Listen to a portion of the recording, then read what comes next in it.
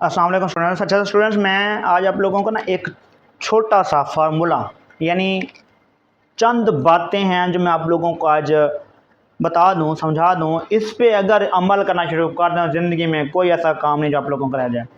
मैं आप लोगों को स्टूडेंट्स लाइफ की बात कर सकता हूं, मैं अपनी प्रैक्टिकल लाइफ की बात कर सकता हूं। अगर हर बंदा इन चंद बातों पे अमल करना शुरू कर देना तो यकीन करें ज़िंदगी का कोई ऐसा काम नहीं होगा जो इस इंसान से ना हो। तो क्या है, हम लोग किसी दूसरे बंदे को, दूसरी चीज़ को अहमियत नहीं देते, तो दूसरों को अहमियत देना शुरू करना है। वो चंद बातें हैं, उनको 7 मैजिक वर्ड का नाम दिया गया है। क्या है वो वर्ड, कौन कौन से हैं देखें। क्या है जी, 7 मैजिक वर्ड। पहला वर्ड क्या है, यस। क्या करना है हमने, यस। जी हाँ, ओके। अगर यस आप लोग सीख गए तो समझ लो सारी जिंदगी में आप लोग कामयाब हैं। यस है क्या, एग्जाम्पल देता हूँ। यस सीखें मतलब जैसे क्या है बेटा, ये कल आप लोगों का ना जैसे एक्सरसाइज पढ़ी, आजकल इसका टेस्ट होगा, यस सर। अब इसके बाद यस सर के बाद सर के दिल में बात आप लोगों की पहुंच गई, आपके दिल में सर की बात पहुंच गई। अब सर सोचेंगे कि यार बच्चे देखें कितना हमारे पास जो है ना ये मतलब फर्माबरदार हैं। अभी मैंने आज एक्सरसाइज पढ़ाई है और मैंने कहा दिया कल टेस्ट, तो यस सर कर लेंगे, कोशिश करेंगे। यस से आप लोगों का मामला हल हो गया। अगर ना करें, कहते नहीं सर, सर नहीं हो सकता, तो सर ने क्या करना है, नहीं सर मैंने क्या दिया हो गया बस। ये सपोज दैट मैंने जैसे कह दिया है कि यार आप लोगों का कल ये एक्सरसाइज है, कल आप लोगों का टेस्ट है। अब आप लोग ना करें या आप लोग इनकार करें, मैं अपने तैश में आ जाऊं, काम तो सुलझने के बजाय बिगड़ जाएगा ना। तो इसलिए सबसे पहला काम हमारा क्या है, यस। जी सर। अगर चाहे वो घर में हो, बाहर हो, ऑफिस हो, जॉब पे हो, कहीं भी हो, यस का वर्ड आप लोगों को जिंदगी में बहुत आसानी पैदा कर देगा। हाँ, यस के बाद आगे फिर सिचुएशन के मुताबिक मामला तो हैंडल हो जाते हैं। हो सकता है यस के बाद आप लोगों को, यस के बाद सर आप लोगों की बात की फर्माबरदारी पे आप लोगों का काम कम कर दें या आप लोगों को 2 दिन का टाइम दे दें, तो ये चीज़ अपने आप को प्रायोरिटी नहीं देनी, दूसरों को प्रायोरिटी देनी है। हमने यस का लफ्ज़ सीखना है। पहला लफ्ज़ यस का है तो हमारी ज़िंदगी में आसानियाँ शुरू हो गई। अगर यस नहीं है तो मतलब कुछ भी नहीं है। अब दूसरा वर्ड क्या है हमारे पास, बट। अब देखें, यस कहा कि सर सर ने कहा कल टेस्ट है, यस सर। अब उसके बाद है बट।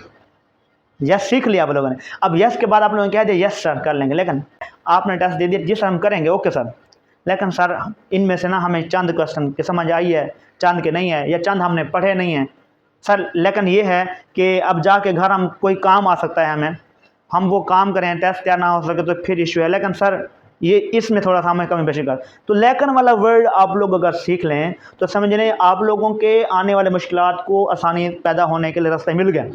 तो क्या करना है हमने, पहले यस, यस सर करेंगे, लेकिन सर गुजारिश है कि हमारा ये टेस्ट स्टार्ट कर दें, थोड़ा टाइम दे दें। ये लेकिन वाला लफ्ज़ आप लोगों को काम आएगा। दूसरा है बिकॉज। अब लेकिन के बाद जो वर्ड है बिकॉज वाला, ये बहुत इंपॉर्टेंट रखता है। बिकॉज क्योंकि सर हमारा टेस्ट काम कर दें, क्योंकि हमें आज घर में काम है, सर आज हम टेस्ट नहीं दे सकते सर क्योंकि मेरी तैयारी नहीं है। मसला हल हो गया ना, सोल्यूशन दे दिया ना आप लोगों ने। पहला लफ्ज़ यस, दूसरा लफ्ज़ बट, तीसरा लफ्ज़ बिकॉज, चौथा लफ्ज़ क्या है, नेम। हमने किसी भी बंदे को उसके स्पेसिफिक नेम से पुकारना है। याद रखिएगा, जो नाम होता है ना, नाम इंसान की सबसे बड़ी कीमती चीज़ होती है। वो एक मखसूस, उस बंदे का नाम किसी और बंदे से नहीं मिलेगा। क्लास में 10 बच्चे एक नाम से बैठे होते हैं, लेकिन हर एक बच्चे के अपने नाम की अहमियत होती है, याद रखिएगा। अगर हम आप लोगों को ऐसे क्लास में किसी बच्चे से बाय नेम मैं पूछता हूँ, हाँ बेटा आप बताएं, सरफराज बताएं, आपको याद हो गया, आपको याद है, या आपको ये मैंने समझाया जो समझ आइए। अब जब मैं नाम लेके किसी से बोलूँगा ना, तो वो यकीनन तौर पर उस बंदे के अंदर एक हौसला पैदा होगा, उस बंदे के अंदर एक जज्बा पैदा होगा, मेरे लिए मोहब्बत पैदा होगी कि सर को मेरा नाम याद है यार, सर ने मेरा नाम लेके मुझसे पूछा कि आपको समझ आई है कि नहीं आई। इसलिए बेटा सबसे पहले अगर किसी को मुखातिब करना है तो आपने उनके नाम से मुखातिब करना है। तो नाम की बड़ी अहमियत है, नाम को लाजमी तौर पर याद रखें, इसलिए नाम को बड़ी अहमियत देनी है। अब उसके बाद आ जाता है हमारे पास इफ़। क्या आ जाता है, इफ़। इफ़ क्या है, अगर। अब ये अगर वाला लफ्ज़ बहुत इंपॉर्टेंट है। अगर क्या है, अगर आप लोग नहीं पढ़ेंगे तो, यानी बात क्या है, अगर आप लोग नहीं पढ़ेंगे तो फेल हो जाएंगे। ये अगर लगाने के बाद जो दूसरा जुमला है, जुमले का आखिरी हिस्सा है, अहमियत क्या मिल जाता है, क्या अगर आप लोगों ने कल वाला टेस्ट याद ना किया तो मैं आप लोगों के साथ बुरा पेश आऊँगा। समझ आ गई? अगर आज आप स्कूल ना आते, यानी अगर आज आप स्कूल ना आते तो अब अगर लग चुका है, हो सकता है कि हमारा कुछ भी हो जाए। अगर हमें एग्ज़ाम्स में अच्छे नंबर लेने हैं तो मेहनत करनी पड़ेगी, यानी ये अगर वाला लफ्ज़ बहुत इंपॉर्टेंट है। तो क्या है? हेल्प। हेल्प क्या है? मदद है। आप लोग मदद लेना शुरू कर दें। ऐसे तो हम हर काम में अपने दूसरे दोस्तों को, रिश्तेदारों को, अक्सर लोगों को इन्वॉल्व करते हैं, लेकिन वहाँ हमारा हेल्प वाला अल्फाज यूज़ नहीं होता। अब मिसाल के तौर पर मैं कॉल करता हूँ किसी भी स्टूडेंट्स को कि बेटा मुझे ना आपकी थोड़ी हेल्प चाहिए, तो अब उस बच्चे के दिल में मेरे लिए कितनी रिस्पेक्ट पैदा हो जाएगी। वो कहेगा हाँ सर को मुझसे काम है, मुझसे मदद चाहिए, जी सर बोलें सर। अच्छा, मैं उसको जब हेल्प की बात करूँगा तो उसको ना मुतवज्जे होगा मेरी तरफ, वो अट्रैक्टिव होगा, वो सोचेगा कि पता नहीं मैं ऐसा कौन सा इम्पोर्टेंट बंदा बन गया हूँ जिससे मेरे सर को मुझसे काम पड़ गया।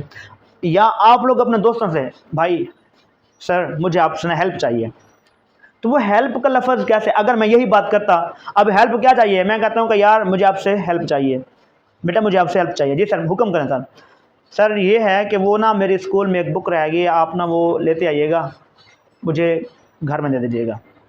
या मेरा वो क्लास में एक नोट्स पढ़े थे तो वो मैंने नोट्स रखे हैं तो वो मुझे अब नहीं मिल रहे, वो मुझे ढूंढ के दें। तो इस तरह के अल्फाज कहेंगे तो उसके दिल में मतलब मेरी इज़्ज़त बढ़ जाएगी। अगर मैं यही कहूँगा यार वो ना आपने आना तो है, तो वो कल जो क्लास में नोट्स पढ़े थे वो लेते आइएगा, वो ढूंढ लीजिएगा।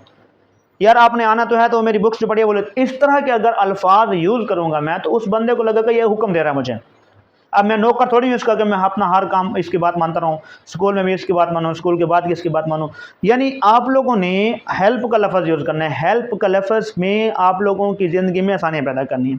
जब आप लोग किसी से हेल्प लेना शुरू कर दोगे, हेल्प का वर्ड यूज़ करना शुरू कर दोगे, तो ऑटोमेटिकली वो लोग, वो दोस्त तो आपके साथ जो जुड़े हुए हैं, वो बगैर किसी इनकार के आपकी मदद करना शुरू कर देंगे। यानी हेल्प का वर्ड आप लोगों ने सीखना है।